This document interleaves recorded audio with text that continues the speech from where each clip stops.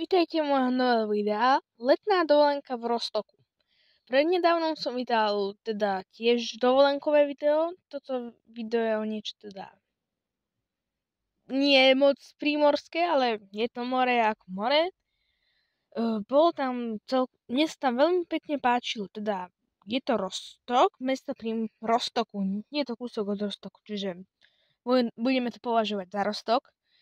A mám už video aj o tej takej lodi, čo tam bolo, to bolo tiež veľmi pekné. A pláže, fakt krásne. Medúzy boli teda v mori, ktoré boli tiež celkom pekné, ešte som to nikdy nevidel na vlastné oči a dali aj chytať.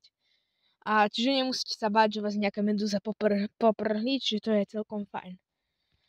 Pláž bola teda s modrou stuhou či vlajkou.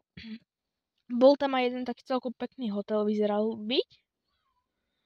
More, jak som povedal, bolo pekné. Boli tam aj 3 majáky. Ak niekto by vedel, čo to boli za 4 majáky, nech mi napíše do komentárov, lebo fakt neviem, čo by to mohlo byť. Takže už mám viac menej na mojom kanáli 3 dovolenkové videá, ak nie 4, 3. A ešte budem vydávať teda nové. A ak ešte máte like a odber, prosím vás ho dať. Tým podporíte moju tvorbu. A pre algoritmus YouTube, čo je tiež celkom zaujímavé, keď napíšete komentár, tak to video bude dávať čoraz viac ľuďom.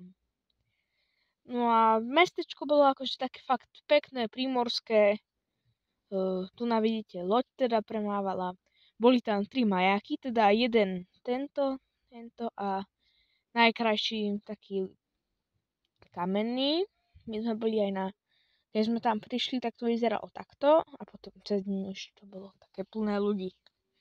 Ale vyzerá tam, že tam bývajú aj nejaké súťaže, keďže tam bol taký stánok a taká tribúna.